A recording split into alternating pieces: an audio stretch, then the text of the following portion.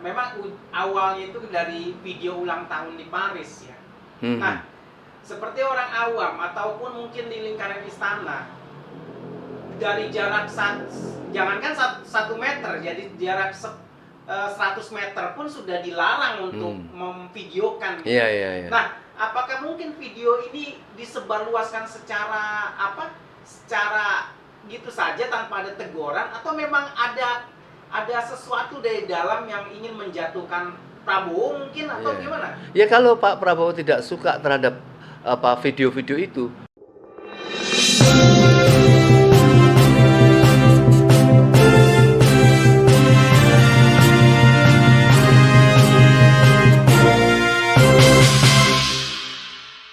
Baik, assalamualaikum warahmatullahi wabarakatuh, Om Lim. Waalaikumsalam warahmatullahi wabarakatuh.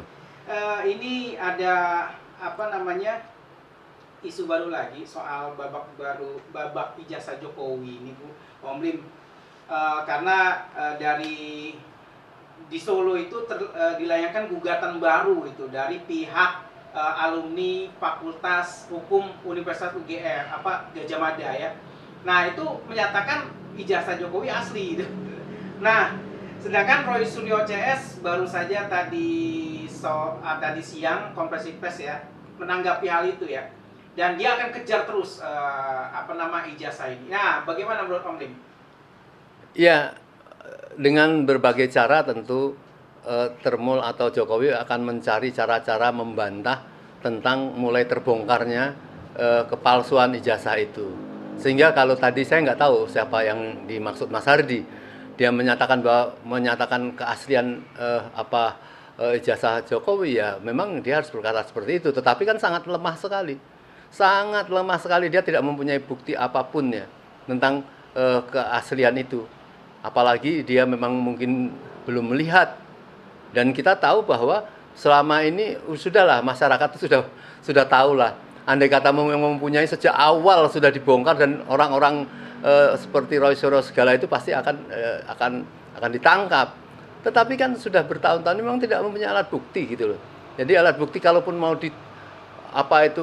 yang disimpan di Polda, dan saya kira Polda akan punya suatu beban berat sekali untuk menyatakan bahwa itu asli dan sebagainya. Karena kan pembuktian itu akan panjang. Tapi ginilah, saya kira itu sudah selesai. Yang bagus ini adalah tulisan Mas Rizal Fadilah kemarin ini bahwa sebentar lagi kepalsuan ijazah Jokowi itu akan terbongkar. Ada 5 hal. Saya mungkin nanti kalau saya lupa akan saya membaca. Pertama adalah masalah kriminalisasi, dikobar-kobarkan tentang ijazah palsu itu. Yang dijadi kriminalisasi itu adalah para peneliti itu ya. Akan dikatakan kalau Roy Suryo dulu akan memindah gawang. Yang tadinya adalah pembuktian ijazah palsu, tapi kemudian ini ada pencemaran. Pencemaran ini hal yang berbeda dengan masalah ijazah palsu. Pencemaran itu hal pasal yang lain, dan silakan saja kita akan bertarung di situ, dan nampaknya sudah ada titik lemahnya tentang itu. Yang kedua adalah ada tentang yang akan dikejar terus adalah tentang 3U, yaitu Jokowi, Pratikno, dan Eko Sulistyo ya. Nah, ini semua kan akan dikejar, dan mereka bisa menjadi orang-orang yang mengetahui tentang kepalsuan ijazah itu. Kemudian yang ketiga, mungkin akan lebih bagus kalau saya bacakan ya. Yang pertama kata Mas Rizal, pintu tuduhan pencemaran dan fitnah. Ini perjuangan untuk membalikkan kriminalisasi di Polda Jaya yang menjadi perbuatan kriminal Jokowi. Kelak JPU di persidangan didorong agar akan membuktikan bahwa ijazah Jokowi yang disita polisi itu adalah asli. Tentu berdasarkan uji forensik yang detail, komprehensif, dan transparan. Kemudian yang kedua adalah pintu trio O, Joko Widodo, Pratikno, dan Eko Sulistyo. Ketiganya harus diperiksa serius oleh Bareskrim atas laporan tuduhan masyarakat. Joko Widodo pengguna atau penyuruh Pratikno aktor utama sebagai pendukung sukses Jokowi pada wali kota, pilgub, dan pilpres. Mantan Dekan Visipol, Rektor UGM Eko Sulistyo dan KPUD Solo yang juga berperan besar dalam pembuatan penggunaan ijazah palsu. Ketiga, jalur KIP, ya, yang hingga kini masih berproses, baik gugatan Bonatua maupun Bonjowi. Bonjowi itu bongkar ijazah Jokowi, ya, membongkar proses perkuliahan Jokowi di UGM dan pendaftaran di KPU atau KPUD menjadi inti gugatan. Hasil kejanggalan atau pelanggaran prosedur dapat dijadikan alasan hukum untuk pembatalan gelar dan ijazah Jokowi melalui PT UN. Keempat adalah jalur CLS, ya, Dr. M. Taufik yang di Pengadilan Negeri Surakarta, gugatan CLSS belum selesai gitu, ya. Kemudian yang kelima adalah pintu pramuka, yaitu tentang pembuktian adanya ijazah produk pasar pramuka itu sangat bisa terang benderang sekali, ya, karena semua orang tahu pasar pramuka yang kemudian dibakar dan sebagainya, penghilangan jejak itu. Dan itu ada bukti-bukti awal tentang Eko Sulistyo itu, dia termasuk yang menggiat itu, termasuk beberapa teman-temannya. Saya kira itu yang nanti sebentar lagi akan mengkerucut dan akan terbongkar ijazah palsu itu, dan tentu saatnya Jokowi akan menjadi pesakitan. Saya kira itulah. Dan isu yang kedua kalau nggak salah sih memang lagi viral juga nih, soal Amin Rais, ya, dan sempat juga dikabarkan katanya kantor Partai Umat mau digeruduk, ya, dari beberapa oknum itu. Yeah. Ini kan akibatnya fatal, ya, soal skandal Teddy ini, Om. Nah, gimana nanggapinnya, Om? Ya, saya kira kita harus berhati-hati untuk ada yang memprovokasi, ada yang ingin terjadi kegaduhan ini. Saya mendengar kemarin teman kita di Partai Umat itu memberikan berita kepada kita bahwa kantornya Pak Amin, ya, saya tidak sebut kantor partai di mana, tetapi kantor Pak Amin akan digeruduk, ya. Mungkin kan karena Pak Amin melakukan jawaban dari media tentang bagaimana tadi itu, ya. Jadi yang jadi masalah, kok cepat sekali Menkominfo atau Komdiji, ya, melakukan take down terhadap berita itu. Padahal itu adalah perkataan dari seorang yang bijak, ya. Dan tidak ada orang mencurigai ada kebencian Pak Amin sama Prabowo. Pak Amin sama Pak Prabowo itu ada sejarah panjang ternyata, dan kita tahu bahwa pendukungan Partai Umat pun terhadap Prabowo. Dan yang kita tahu pula kemarin ada dialog di Madilog, ya, antara Ustadz Idrus Sambo, ya, bercerita tentang bagaimana kedekatan Pak Amin dengan itu. Jadi sangat indah sekali. Yang ingin disampaikan sebenarnya kecurigaan atau Pak Amin ingin turut menjaga wibawa Pak Prabowo itu, mengapa masih bercokol orang-orangnya si Jokowi itu, ya, baik menteri yang jumlahnya banyak itu yang tidak berani Prabowo itu mereshuffle, dan termasuk adalah Teddy itu. Nah, kalau ini orang tahu bahwa Teddy itu adalah orang dekatnya Jokowi, masa termasuk hal yang sekretaris seperti itu diwariskan? Yang dikhawatirkan itulah menjadi mengontrol pemerintahan Pak Prabowo yang merugikan. Jadi dari sisi itu sebenarnya, bahwa kemudian ada teriakan-teriakan tentang Teddy seperti ini, Pak Amin kan tidak terlalu menggubris itu. Tetapi andai kata memang teriakan di masyarakat seperti itu, ya pecat, apa untungnya bagi Pak Prabowo gitu loh. Kalau itu berbahaya untuk rezim beliau, mengapa ragu? Yang menjadi kepastian bagi masyarakat, Jokowi ini orang jahat, orang yang selalu mengontrol. Masa presiden barusan terpilih menanamkan 17 menteri harus digunakan, dan isinya ya menteri model-model gitu, model-model Bahlul dan lain sebagainya itu, ya. Dan ada maaf saya nanti salah, Bahlil namanya Bahlil. Jadi saya tidak salah menyebut ini. Nah, jadi ini yang tentunya disayangkan, sehingga Pak Prabowo tidak mempunyai satu kewibawaan dalam memimpin karena dikontrol terus, dan khawatirnya pengontrolan terhadap menteri-menteri terhadap Prabowo ini akan melakukan downgrade ya, atau melakukan satu putar balik yang punya kepentingan mereka itu adalah agar kalau Prabowo suatu saat akan terguling gara-gara kesalahan-kesalahan itu, yang akan naik akan ada Gibran. Itulah yang orang-orang tidak sangat curiga ya, karena kepentingan Gibran masuk ke situ itu kan kepentingan nafsu besar untuk memimpin. Itu adalah Jokowi yang 3 periode sudah tidak bisa, mau minta perpanjangan berapa bulan itu juga nggak bisa, akhirnya ya dipaksakanlah ya memenangkan Prabowo itu menurut beliau bahwa dengan mengangkat Gibran menjadi wakil presiden. Saya kira ya boleh saja Pak Prabowo menganggap jasanya bagaimana Jokowi memenangkan beliau, tetapi yang perlu diketahui jangan tergantung pada masalah itu. Pak Prabowo mempunyai kewenangan untuk melakukan suatu wibawa yang tidak bisa dikontrol.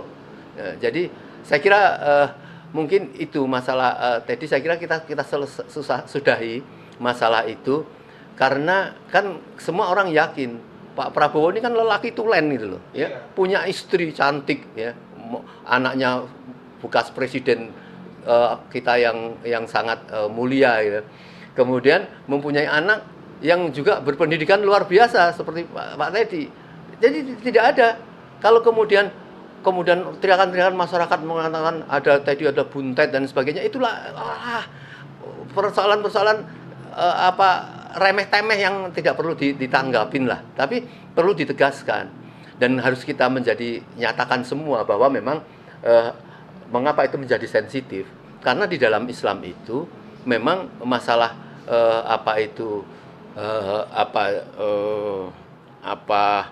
saya nggak enak kalau mengatakan skandal. Laki dan perempuan itu memang masalah-masalah yang sangat sensitif, karena karena Allah mengatakan inna khalaqnakum min dzakarin wa unsa wa ja'alnakum syu'uban wa qabaila lita'arafu inna akramakum indallahi atqakum innallaha alimun khabir ya. Sesungguhnya Allah tuh hanya menciptakan 2 jenis kelamin, yaitu disebutkan pria dan wanita ya. Wa ja'alnakum syu'uban, kemudian dari keduanya itu akan berkembang menjadi bersuku-suku dan berbangsa-bangsa. Artinya laki-laki dan perempuan ini kan akan menghasilkan banyak manusia yang menjadi berkembang biak ya. Kan kalau hubungan tidak hanya satu jalur, kan tidak akan mungkin menghasilkan manusia. Dan itu Pak Prabowo sangat paham lah itu ya. Jadi kalau isu-isu yang seperti itu saya kira sudah diinyahkan saja. Tetapi bagi Pak Amin itu bukan ke arah sana. Mengapa orang-orang dekatnya Jokowi itu ditanamkan di situ yang menjadi berbahaya? Kalau seperti itu, kenapa tidak dipecat saja? Itu kan Pak Amin. Masa orang akan marah pada Pak Amin seperti itu, yang dekat sekali, kedekatan dengan Pak Prabowo itu luar biasa. Mulai di Yordan, mulai di bagaimana, saya kecuali cerita dari Idrus Sambo, saya juga dengar bahwa bagaimana Pak Amin itu menceritakan kehebatan Prabowo kepada Presiden Iran, kepada Gaddafi dan sebagainya. Itu kepercayaannya itu. Jadi Pak Prabowo tidak akan suudzon kepada Pak Amin seolah menyerbu. Dan Pak Amin mengapa berani melakukan itu? Karena kedekatannya. Jadi jangan coba-coba kemudian mau nyerbu itu. Itu kemarin itu kalau memang ada orang mau nyerbu itu, saya lihat para aktivis dan tokoh-tokoh masjid itu sudah memantau semua itu di kantor sekitar Tebet itu. Kalau sampai terjadi mereka itu akan dirujak benar. Jadi hentilah kan, janganlah kita terpancing dengan hal-hal yang seperti itu. Ya Mas Adri. Iya, waktu awal skandal Teddy ini sebelum Pak Amin berkomentar kan, memang awalnya itu dari video ulang tahun di Paris ya. Nah, seperti orang awam ataupun mungkin di lingkaran istana, dari jarak jangankan 1 meter, jadi jarak 100 meter pun sudah dilarang untuk memvideokan. Iya, iya, iya. Nah, apakah mungkin video ini disebarluaskan secara apa? Secara gitu saja tanpa ada teguran, atau memang ada sesuatu dari dalam yang ingin menjatuhkan Prabowo mungkin, atau gimana? Ya kalau Pak Prabowo tidak suka terhadap video-video itu, kan mudah sekali mengusutnya. Kan acara tadi disebut di Paris, kan kelihatan bahwa Pak Prabowo kemudian membangunkan, ini yang membuat video itu kalau bukan orang dekat itu sendiri sih tidak ada lain lagi. Apakah maksudnya kemudian ingin pamer bahwa ini loh kedekatan sama presiden, atau apa? Karena berita itu kan menjadi negatif. Jadi di tengah-tengah Pak Prabowo mengatakan sederhana di dalam ulang tahun tidak melakukan ini, ada di hotel yang harganya ratusan juta per malam dan lain sebagainya. Jadi ini ada orang-orang yang sengaja memojokkan Pak Prabowo dengan berita-berita yang seperti itu. Ini yang maksudnya Pak Amin itu diusut dong orang yang kayak gitu. Ini berarti akan mendowngrade atau merendahkan Pak Prabowo dan punya maksud-maksud politik yang lebih dalam terhadap itu. Itu yang harus dicermati Pak Prabowo, hati-hati memilih orang-orang dekat ya, apalagi menteri-menteri yang masih belum teruji gitu ya.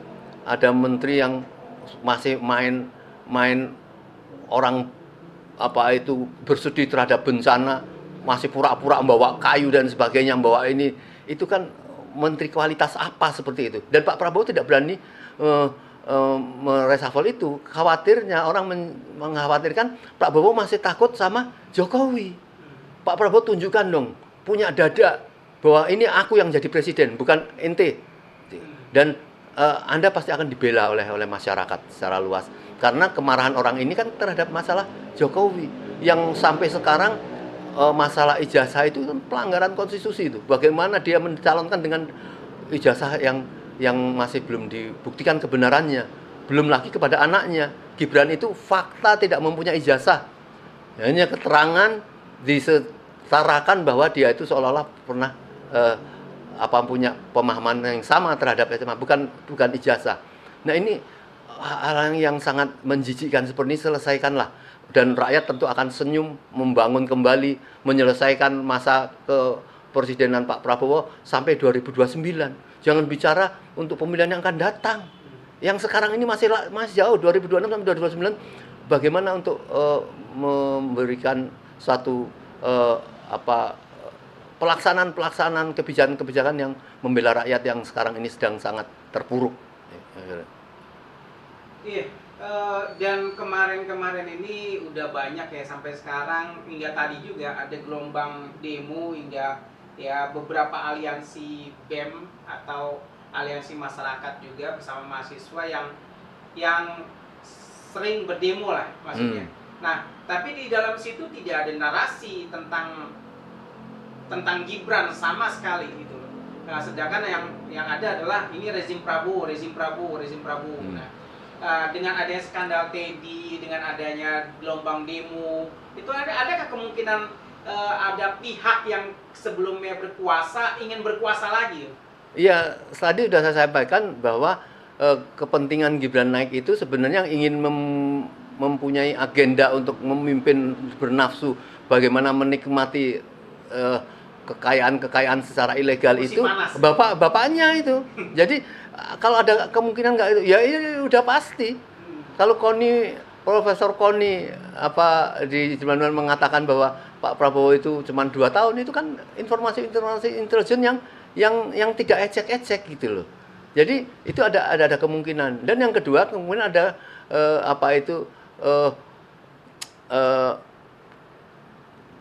menurunkan isu-isu orang-orang yang akan merendahkan si Gibran, bisa jadi, sehingga teriakan-teriakan itu bagi masyarakat awam itu tidak terlihat. Tetapi yang jelas harus kita ikuti ya.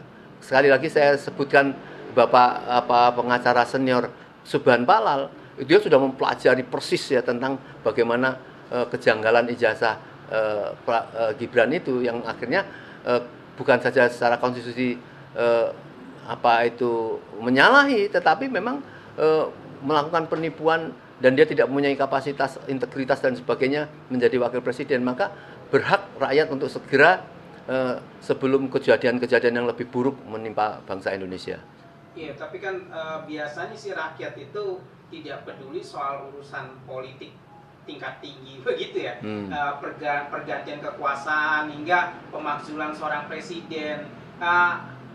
Kan rakyat kan taunya ya presidennya Prabowo gitu. Rakyat nggak tahu ketika Prabowo jatuh naiklah Gibran gitu. Nah, dari segi aktivis kan sering banget itu menggaungkan bahwasanya kalau Prabowo jatuh ya sepaket Gibran. Nah, apakah memungkinkan harus sepaket seperti itu? Sementara rakyat awam tuh nggak tahu, taunya dia langsung naik Gibran gitu. Gimana? Ya, kalau menurut pasal di Undang-Undang UUD 45 pasal 7A dan sebagainya itu mempunyai tanggung jawab sendiri-sendiri antara personal presiden dan wakil presiden. Tidak mungkin orang yang mempunyai akhlak yang jelek, pembohong dan berpikiran porno pada wakil presiden kemudian ditimpakan kepada, jadi atau sebaliknya Pak Prabowo bisa jadi dituntut pada rakyat yang memang kesalahan-kesalahan dia. Jadi paket itu maksudnya adalah paket secara politik, tapi tidak saling memberatkan secara pribadi. Jadi tetapi kalau misalnya Pak Prabowo tidak mengindahkan tuntutan-tuntutan rakyat terhadap Gibran, terhadap Jokowi, artinya kan dia melindungi. Apalagi terus berteriak-teriak hidup Jokowi dan sebagainya, kemarahan rakyat itu bisa jadi paket menjadi paket, artinya bisa presiden dan bisa wakil presiden. Jadi saya kira kita lebih baik sekarang ini menegakkan hukum dan mengkoreksi terhadap kebijakan-kebijakan yang memang tidak pantas untuk diterus-teruskan ya. Jangan sampai Pak Prabowo itu tidak tahu kenyataannya ya. Beliau dengan PD mengatakan bagaimana MBG di depan di depan buruh, apakah bermanfaat? Dia kan tentu beranggapan bahwa maksud rakyat mengatakan oh iya bermanfaat, tetapi nyatakan tidak. Ini kan kasihan sekali, sampai saya lihat mukanya Pak Jumhur itu pucat sekali. Ya bagaimana orang sebanyak itu mau diatur. Nah, dan selalu begitu Pak Prabowo. Pada saat dia menyebut nama Teddy gitu, orang berteriak semua, woi, dikira Pak Prabowo orang mengelulukan, padahal mungkin sekarang ini sedang mengejek gitu. Nah jadi hal-hal yang suka salah sangka terhadap ini itu kasihan Pak Prabowo. Ini orang-orang yang di sekelilingnya ini cuma menikmati fasilitas-fasilitas saja saya kira. Saya kira inilah Pak Prabowo masih punya kesempatan ya. Karena saya lihat para orang-orang pengkritik para orang-orang hebat guru besar itu belum sampai berpikir untuk seperti itu. Tapi melihat memang apa yang dikatakan atau yang diorasikan Pak Prabowo di dalam pidato-pidatonya itu hanya sekedar omon-omon, tidak ada yang terbukti dan tidak mempunyai metodologi untuk memaparkan apa yang menjadi agendanya itu. Itu yang mesti kita amati. Oke Om, jika nanti ada pergolakan Om sekaligus closing statement. Nah, nasihat Om nasihat Om terhadap situasi ini untuk rakyat ini gimana Om? Ya, jadi begini. Saya sangat memberikan satu surprise ya kepada masyarakat yang nampaknya kayak gini tetapi kedewasaannya luar biasa. Bayangkan orang tahu ya, bagaimana beliau menjadi presiden itu karena diusahakan oleh Jokowi, dan orang tahu bagaimana cara-cara Jokowi untuk memenangkan sesuatu itu kan dia menggunakan macam-macam ya. Parcok digunakan, bantuan bansos digunakan dan sebagainya. Dan lebih menggelikan lagi kalau film di revote yang dilakukan oleh Ferry Amsari dan sebagainya itu gitu. Itu kan satu yang terang benderang.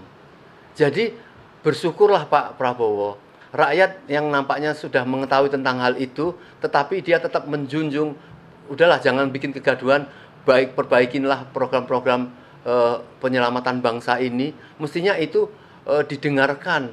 Tetapi kalau kemudian Bapak malah memberikan satu pendapat yang berlawanan dengan rakyat, tidak didengarkan dari rakyat, itu ya akan mungkin saja orang menebak atau memperkirakan akan terjadi reformasi jilid 2 ya, yang dulu adalah bulan Mei 98 akan terjadi di Mei lagi ini nanti pada 2026. Ini kan sudah bulan Mei. Nah, itu terlihat. Jadi tidak boleh, maka itu orang-orang dekat ini harus menyelami ke bawah, mengajak dialog kepada orang-orang yang katakanlah dituduh oposisi, pengkritik dan sebagainya. Mereka orang-orang yang sangat aware sekali terhadap ajakan-ajakan dialog itu. Jadi supaya tidak timbul kegaduhan, karena rakyat juga sudah capek. Pemilu ini biayanya besar sekali ya. Kalau memang pemilu model-model itu nggak usah pemilu lah, udah tentukan saja siapa menang. Ngapain pemilu kalau mau bohong-bohongan kayak gitu loh. Jadi saya kira itu Mas Adi. Oke, baik Om. Ya, semoga malam ini infonya menjadi pencerahan ya bagi rakyat Indonesia dan juga bagi kita sebagai aktivis juga. Semoga info-info ini menjadi kesadaran umat secara keseluruhan. Baik Om, makasih banyak Om. Ya. Sekian, wassalamualaikum warahmatullahi wabarakatuh. Waalaikumsalam warahmatullahi wabarakatuh.